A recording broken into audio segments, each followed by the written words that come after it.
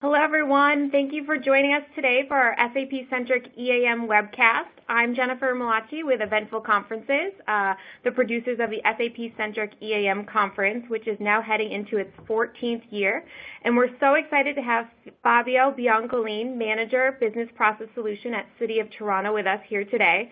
Fabio is one of our top-ranked speakers at last year's conference, scoring a 4.83 out of 5.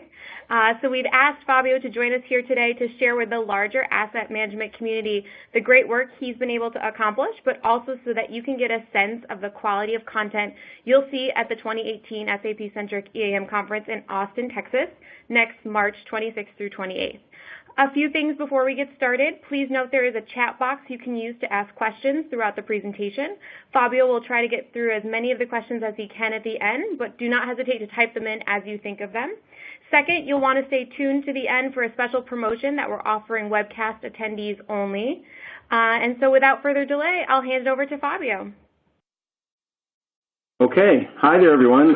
Thank you very much for joining me today, and thank you very much for inviting me to do this. It's my great pleasure to be here with you. My name is Fabio Biancolin. I work at the City of Toronto, and I'm here to tell you the story about how we use SAP Plant Maintenance at the City of Toronto. And more specifically, I'm going to touch on the missing pieces we had after we completed our initial implementation and the steps we took to address those gaps to build a true end-to-end solution for our facilities management division.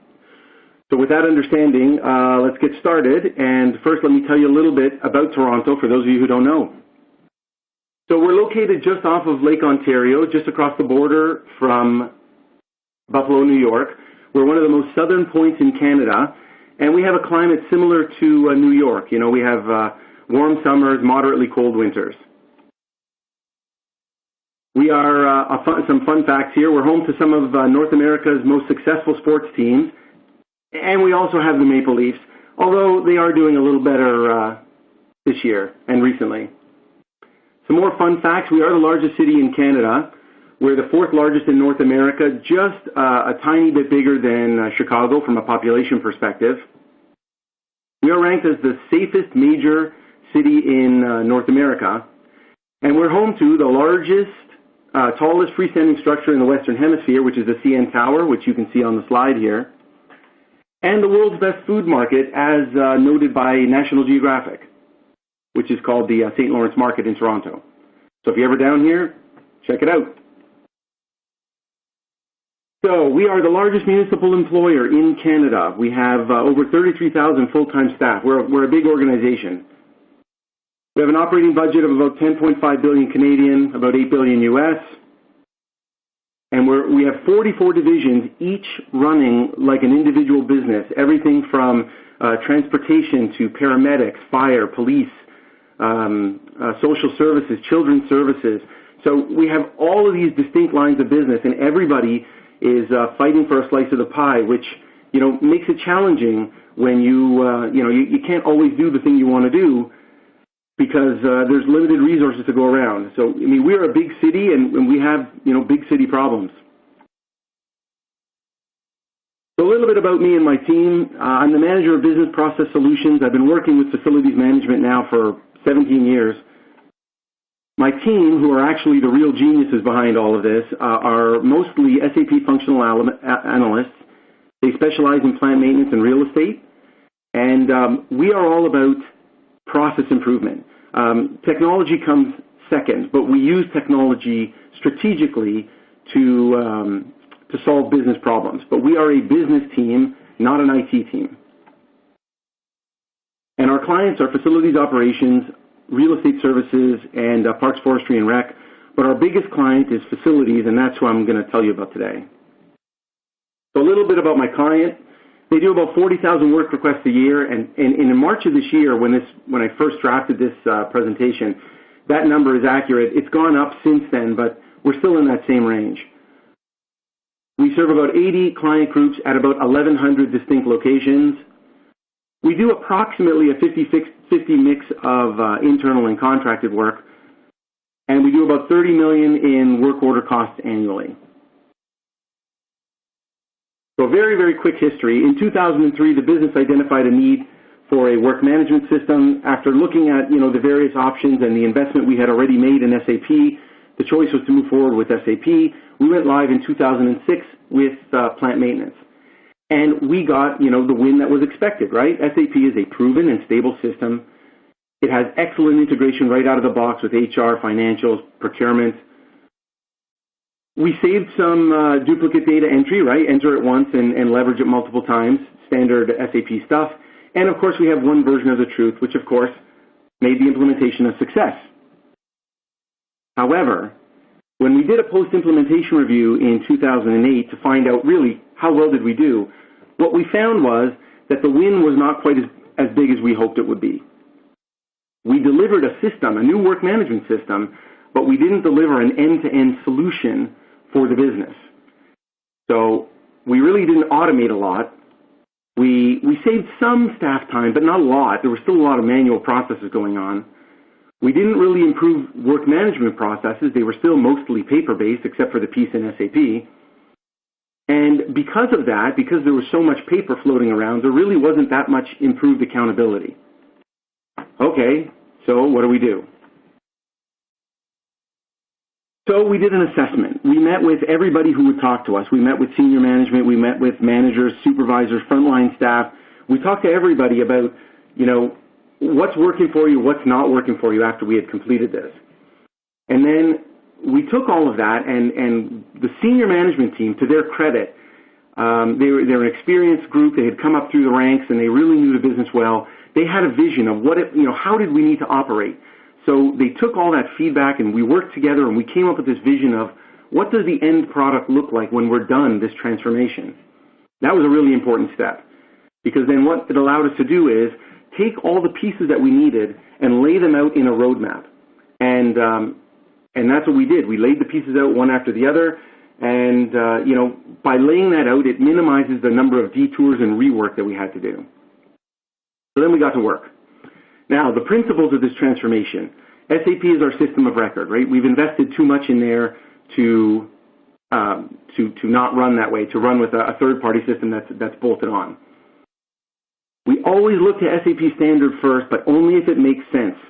So, if my time to market is going to be, 3 years, well, that's too long. I need to find a quicker solution to get something out the door. Or if my return on investment was not going to be there. So if I needed a $2 million solution to solve a $100,000 problem, it doesn't really make sense. And because we're a good-sized corporation, we have lots of technology inside the walls of our corporation that we might be able to leverage that didn't necessarily have to be SAP. So we had to get creative to leverage those other investments that were already inside the city. So this is how we started. We had SAP at the core of our work management, and we were taking most of our calls in through phone and through email. And you'll see there 338 Fred, that's the phone number branding that we had so that people got used to it.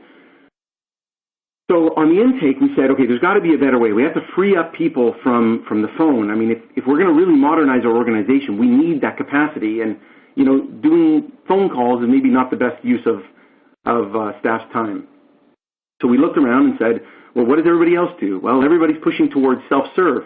So we said, well, we can do that. And so we built a web portal where staff can enter their web requests, their work requests online. So the guiding principles, it has to be fast, has to be easy, right? Apple changed the world. Everybody's expecting everything to be super easy these days, and so that was one of our core principles in everything that we did. We looked at SAP Standard. Is there anything that we can find, an off-the-shelf solution? No, there wasn't anything that made sense to us at the time. So we ended up doing a small custom build, leveraging tools we already had in our infrastructure. And here's what it looks like. So it's a simple web page. We use common branding, which was one of our strategies for user adoption. So you know the phone number, now you know the website too. They log in with their standard user credentials. Again, focus on the user experience. It's got to be fast and easy. We only ask 2 questions. Where are you, and what can we do to help you? Now, we have portals also that face external. It was originally designed for staff only. We later expanded it out to select client groups outside of the city who we perform service for. So this is not a City of Toronto resident portal. Just because you live in the city, you don't access this portal. It's for selected clients where we do work only. And so now that we have this portal up and running, how do we get people to actually adopt it? And the answer was an advertising campaign. So we sent memos and we sent broadcast messages across the corporation. We also put these cool stickers on mirrors in bathrooms around the city so that, when somebody sees a leak, somebody sees a spill, anything that they see that's going wrong, it's right there front of mind. We use the same branding, as I mentioned before, which was important. We put flyers in elevators. That's what we did. And the outcome was a 50% reduction in calls. So we were able to successfully move about 50% of our incoming requests onto our self-serve portal, freeing up approximately 200 person days per year. Okay, so we were satisfied that we had a win on the intake side. So we've freed up some staff time there. Maybe we could apply those now to other improvements elsewhere. So next we looked to work execution. How can we run our operation better? So as I mentioned, we're approximately 50-50. I think we're skewed a little bit more towards external contracted work. And we knew that we had these two areas to tackle. Now, being a public sector organization, we're always under scrutiny, especially in a big city. The media loves to hit us hard. And, so we want to make sure that we're doing a good job. So we said, well, how can we run our internal work? What's the status of our internal work situation? Well, everything we did was paper-based, which, of course, for any of you in the work management space, you know that paper-based leads to delayed data entries. It leads to misplaced work orders. It fell off the desk. It fell under the desk. It fell out of my car, whatever. And it's very manually intensive, and so we knew we could do better. So we looked around in the market and said, well, what are our options here? And what we found was the market leader at the time is the SAP Work Manager product that they had acquired from another company who was the market leader at the time. And this is the direction we decided to go because it integrated beautifully with our back-end SAP system. Now, for any of you who know about paper work orders, you'll know this is typically how it goes. You create the request, you print it, you assign it, sort it, hand it out to somebody. They go and do the work. They come back to the office. They write down, all the pieces that they need, and, they group them up and they hand them off and to a clerk. Somebody enters it into the system, and then they file that paperwork away. But with mobile, you really get to skip a lot of those steps. It just happens on the fly as you go. And so because of that, we thought this was really a good process for us, a good solution for us to adopt. So what did we mobilize? Well, obviously, we mobilized work management, notifications, work orders, the full workflow from dispatch through to completion, including time recording, status recording, cause and damage codes, maintenance notes, photos, etc. In addition to work management, though, we knew that we really needed to mobilize our staff, and that includes the other functions that they do. So we also mobilized purchasing, and that is purchase requisition creation, PO releases, invoicing image reviews, as well as goods receipt approvals.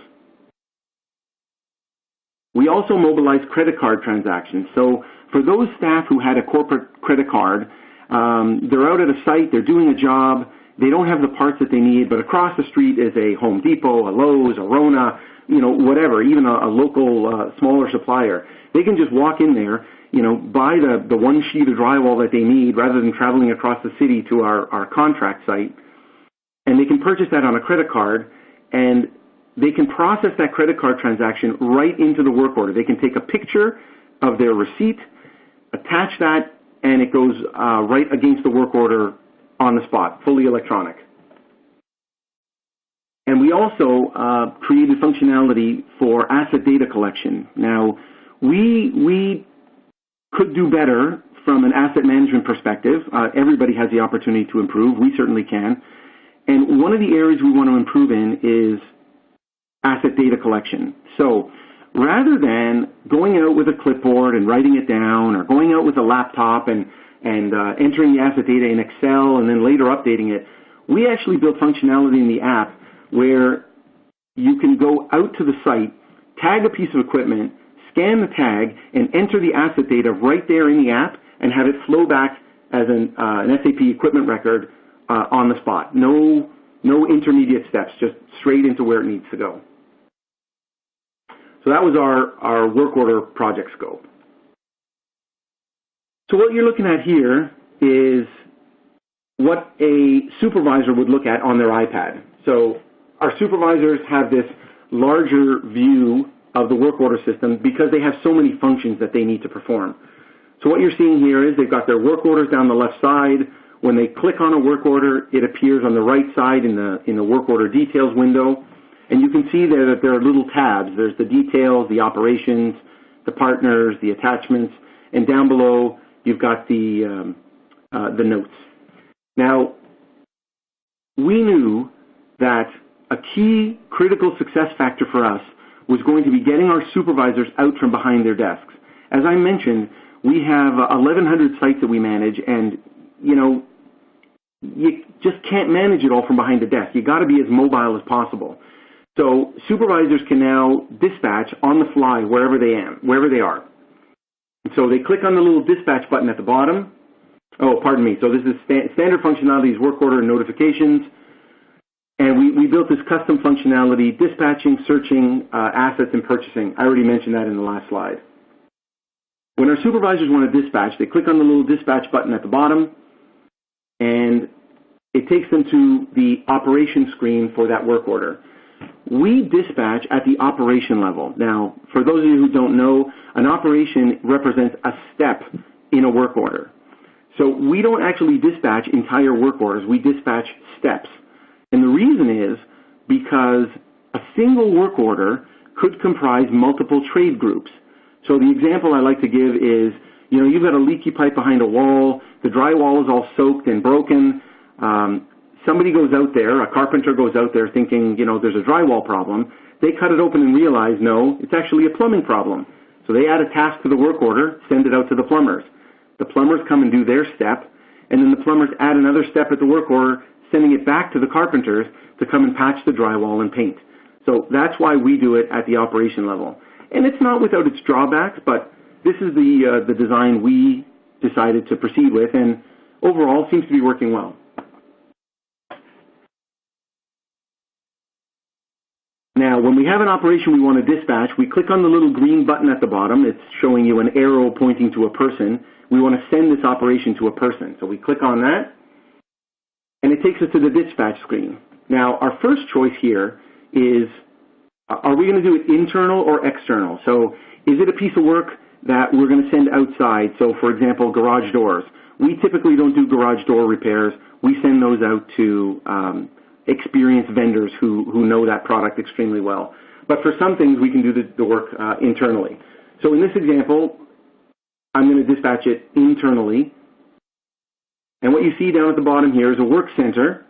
Again, for those of you who know SAP PM, this is nothing new to you. A work center is a group of skilled people and a person responsible. So we're going to send this out to John Smith.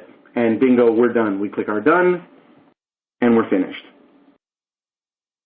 Now, the staff member who then receives it, they use iPhones. And we asked them during Blueprint, we said, what do you want? Do you want a tablet so that you can see more things? And what we heard from them was, look, I already have to carry a phone, and I already have a toolbox and a tool belt and all these other things. Please don't make me carry a tablet too. Please make it work on our phone. So that's the approach that we went with. We made it work on the phone that they were already going to be carrying with them. So here's what it looks like. They click on work orders, and it pops up the details of their work orders. They can click on a work order and bring up the details of that work order. Along the bottom there, you see that they have things that they can look at. They can look at the notes. They can look at the other operations on this work order, even if they're not assigned to them. They can see who the partners are, so who the requester is, etc. They can look at any attachments, and if they want to look at any of these sort of truncated fields, they can click on the little eye and they can see the full details there.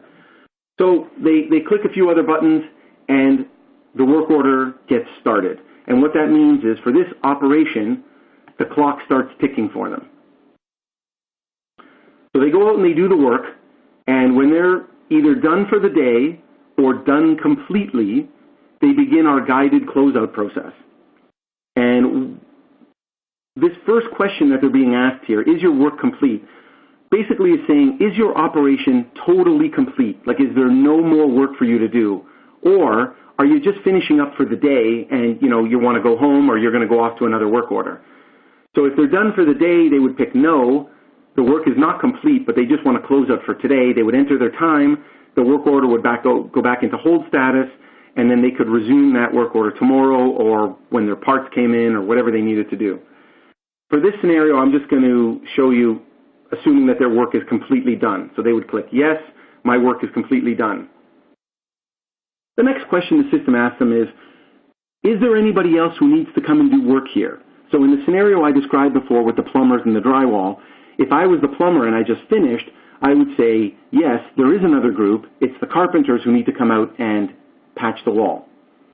In this scenario, I'm going to take the simple approach, no, there's no other work. So I'll click on no. Now they get an opportunity to fill in the details of the work, so they can put in repair notes, they can pick the damage and cause catalog, they can pick equipment after the fact if that made sense. If it turns out that they were dispatched to do some work, it turned out to be a particular asset that we care about, they could fill that in so that we could get equipment history. And they move on, they can take pictures, and ultimately they have to record their time, and after which they're done.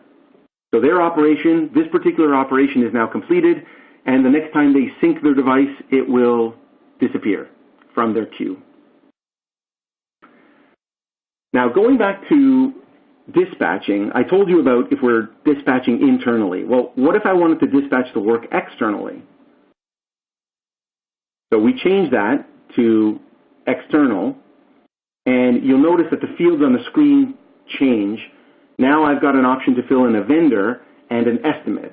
And that vendor list is populated based on contracts that we have in place here at the city with vendors who've already gone through our procurement process with us. And then we put in the estimate. And what happens after we do that is that it creates a purchase rec in SAP, which then flows over to an admin staff who is monitoring a purchase requisition queue. They take that and they flip it into a purchase order, what we call a contract release order, but it's a purchase order tied to a contract. And then that flows over automatically onto the manager's device for approval. So it'll end up on the manager's iPad in that purchasing section I mentioned, where they can review it and they can approve.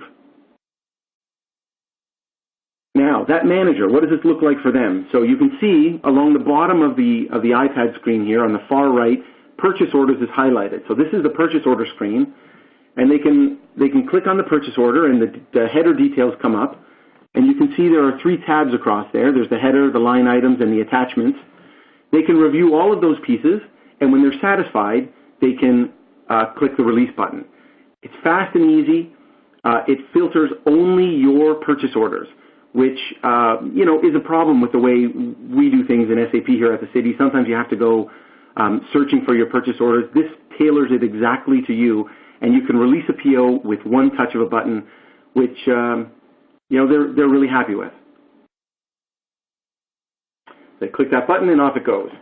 Now, when they want to approve a payment, so basically what this is it's approving for a goods receipt to be entered against that purchase order, because we do 3-way match as much as possible at the city, and so that's the process that we've adopted here. So when they click on an item, you can see again that the same details come up, the PO details, but you'll notice that the buttons are different now. So it's approve for payment or dispute the invoice.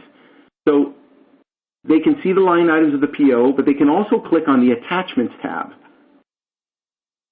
And what they'll see there is when our accounts payable group receives an invoice from a vendor, they scan it and they attach it in SAP and they attach it to the PO. So we are able to reach through SAP and pull that invoice up so that our supervisors, managers, whoever wants to see it, can actually view the actual invoice that came in. Now, the idea here is they're able to look at it for inconsistencies or charges maybe that shouldn't be there, in which case they could dispute the invoice if they needed to. But if all is in order, they can go back, they can click the approve payment, and what that does is it flows things back to the clerical team, who can enter the goods receipt, and the invoice is off for payment to the vendor. So, when we're done here, how are our outcomes? Well, so we rolled the app out to about 200 total users, supervisors, managers, and directors. All new processes are paperless, and believe me, it's a struggle. We have to sometimes rip the paper out of the staff's hand, but we're pushing very, very hard for everything to be paperless, and for the most part it is. We have up-to-date work order status now, so as people use the mobile solution and they update the work orders, we have up-to-date status. We have standardized processes. Everybody's using the same app, so for the most part the processes are standardized, which means we get metrics for common reporting across all of our different districts, which is, positive. We have a mobilized workforce who can work anywhere, anytime, and we have a modern workplace. So as the new talent comes out and is looking for a place to work, we have a modern workplace, and this is really what people are looking for. They want to move in this direction, and so we're happy to provide it to them. Okay, so we think we've got a handle. I mean, it's not perfect, but we have a handle on our internal work. How are we going to handle this external work? So that's what we decided to focus on next. And the review of our current processes showed us that we had very little visibility. Once we sent the work out, we had very little visibility of what was going on with that contracted work.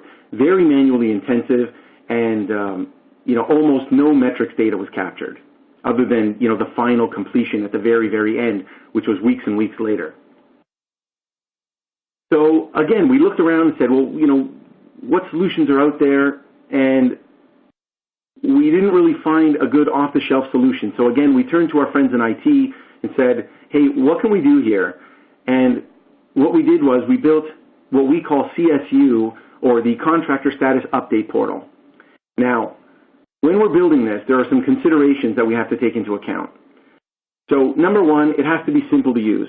I'm not going to go out and train all of our vendors on how to use this. It basically has to be intuitive with maybe a small quick reference guide or something like that. It has to be few clicks. Our vendors do not want to be spending a lot of time managing this portal, so it's got to be quick, it's got to be easy. Nobody was offering me any new FTEs to roll this out, or new staff, so it's got to be a low administrative effort from my side. It has to be applicable to all contractors. Now, this might seem like a simple statement, but when you really think about it, it's actually a lot harder than it might first appear. So we have contractors that we deal with on a regular basis. So we have contracts in place, and we do a lot of volume with them. So with them, it makes sense. But what about the one-off guys that you only use once a year, twice a year? How do we get them to use it? I mean, we don't want to be issuing user IDs and passwords for every single person who we ever do business with. We really want to limit that to only those that we do a lot of business with, because it sort of makes sense to invest the effort. So we came up with a solution for that as well. It should work on both desktops and mobile. For those vendors who are progressive, we want to give them an option to do it via mobile device. And it has to have direct integration with SAP, no manual intervention. It just has to work. So here's what our process used to look like before. Our admin staff would create the work order, hearing from our supervisors saying, yep, go ahead and create this one. They would either PDF it or print it, and then they would either email it or fax it out to our vendors, who would then receive it via fax or via email. So the system did not enforce that a PO was mandatory. It was definitely a best practice, but it wasn't mandatory, and they could circumvent it if they chose to. It was manually intensive, right? We're wasting cycles here just getting something into the hands of the contractor. And we got nothing back from the contractor. Like, unless we picked up the phone and called, we didn't know anything until the invoice showed up. So like I mentioned, right, 1,100 locations and only a small number of supervisors comparatively. We can't be everywhere managing the contractors at every moment. We need a better solution. So through CSU, this is what our new process looks like. CSU enforces that the work order and purchase order must be created. It's now mandatory. When all of those checkboxes are in place, it grabs the work order and purchase order and automatically sends it out to the portal. And it notifies the contractor, hey, you have a new work order. And in that link that we send them, they can click on that link and they can view it on their desktop, they can view it on their mobile. So PO is now mandatory, enforcing best practice. It's automatically dispatched. We've saved all of that manually intensive process. There was very little value add, so we've saved all that. And we get real-time status because the contractor can access the work order and update the work order in real time. So here's what it looks like. We have two versions. We have a mobile version and a desktop version. The desktop version is like a dashboard where a vendor can log in with a user ID that we provide them, and they can see all of the work that is pending, and they can update that work. So again, we focus on the user experience. It's got to be intuitive. It's got to be fast. We only ask the vendor to provide us two pieces of information. When was your first time on site, which supports a metric that our business cares about called response time. So when did you arrive on site, and when did you complete the job, which supports a metric that the business cares about called the resolve time. And this helps us manage how we're doing. And so far, to date, after rolling this out, we have 66% of our externally dispatched work orders. The updates are being done directly by the contractors. So not great, 66% could be higher, but, considering where we started, not bad at all. And we are continuing to take steps to increase that number. We want to get it as close to 100% as possible. So outcomes. So we get real-time status visibility. So as the vendors mark that they've started the job, any supervisor who looks at it will know the work order has been started. And when it's been closed, they know that as well. We reduced administrative burden on both our clerical teams and our supervisors, who now can get that status that they're interested in by looking at the work order, not by picking up the phone and calling. We estimate it was approximately 200 person days across all of our districts. We have consistent data for metrics. This is a big one. So now, regardless of whether the work is done internally or externally, we capture the same data so we can really see, are we being as effective as the contractors? Are the contractors as effective as we are? All good questions that can be asked. We provided the contractors with a centralized dashboard, which was a request from them when we met with them. This way they have a single view of everything that's outstanding, and it's much easier than tracking individual faxes or individual emails that we send them. And it's all fully paperless. All right, so we've got work execution down pat now, and not to say that there isn't some room for improvement, but we've got a handle on it. Well, how about our clients? How are we dealing with our clients? What can we do to improve our interactions with our clients? Well, what we did was we came up with what we're calling the automated status emails and customer satisfaction. So this is what it means. For anybody who's ordered online, Dell, Amazon, etc., you get email updates showing you what the status of your order is. Well, you don't get these so much with Amazon anymore, but you used to. And this tells our clients how their work order is progressing after they've submitted it. When we're done, we send them the final email that tells them we're done and how did we do. So first off, please tell us how we did.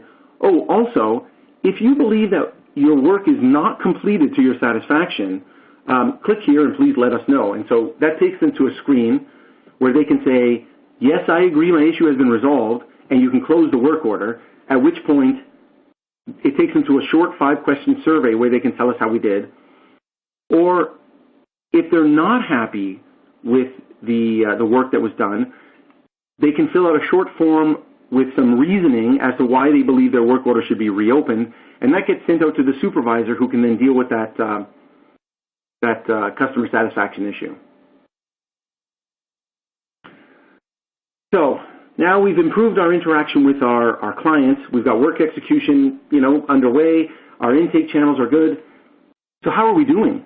What about, our supervisors and managers are asking us for some operational reporting. Well, we didn't really have anything, and it didn't take them long to not be so happy with, some of the standard things that come out of SAP. So we built an operational data warehouse, and this was really tactical in nature. It was all about getting operational data. So we built a little data warehouse. We piped some of the key data we needed out into a local database using existing tools we already had in the corporation. So no new purchase required here. And we broke the reports into 5 categories here, and we show them, how's your open work orders doing? What about your aging? Are you tackling those older work orders like you should be? What about our vendors? Are they using CSU the way that they should be, or is there corrective action that we need to take?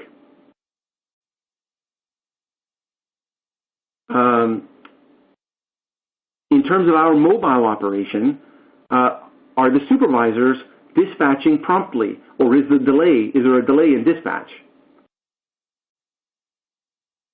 And so that was the tactical reporting that we provided for the supervisors and managers so they could get a real handle of how their operation is running. But then our senior management turned to us and said, okay, that's great. I love that you told me about the open work orders, but what about the overall health of my organization? How are we doing? Well, we knew that sort of an in-house built operational data warehouse might not really get them where they wanted to go. So we turned to SAP Business Intelligence for a higher level view of what was happening.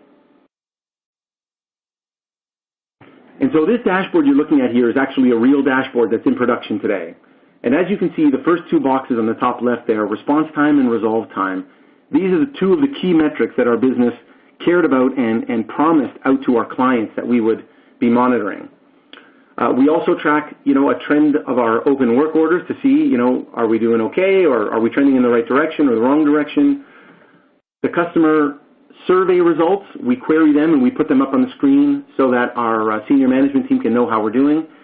And another key area, as I mentioned, at least 50% of the business we do is with external contractors. So we want to know, how are we doing from an invoice payment perspective, from unpaid invoices as well as our payment turnaround time. So you'll notice our response time is in the yellow. Well, what's happening there? Why don't we dig in and take a look? So it pops up another dashboard that gives us some more detailed information. And you can see there we have 3 districts that are maybe not doing as well as they could be. So with that information now, we can make a phone call, or the senior management team can make a phone call. Hey, what's going on here? We can also target, the low-hanging fruit of the supervisors who are struggling the most. And this isn't to penalize, it's to help, to understand what's happening and what can we do differently, or how can we do things differently to help them get out of the red. Notice that our open work orders are in red, trending upward. Well, what's happening there? Let's dig in. Well, we can see a couple of our portfolios are trending up, and the rest are generally trending down, so that's good.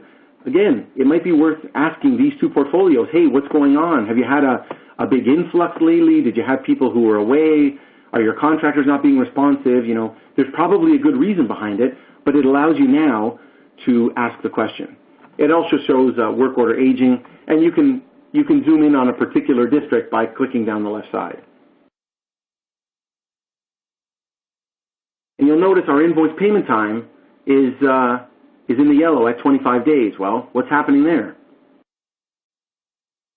We can see here, okay, we have a couple of supervisors who are taking longer than they should, and we have a couple of districts where the numbers are quite high. Well, that's interesting. Our Union Station group is taking a really long time to process the invoices, but accounts payable is turning them around lickety-split. Funny, our police portfolio is taking almost as long as the Union Station group, but they're processing them in a reasonable amount of time, but for some reason, accounts payable is taking longer with this particular batch of invoices. Maybe it's worth a conversation to understand what's unique about this portfolio and what can we do to improve that. So, at the end of all this, how are we better off? Well, we did save some time, but really our process improvements are the big wins. We're streamlined and automated as much as possible.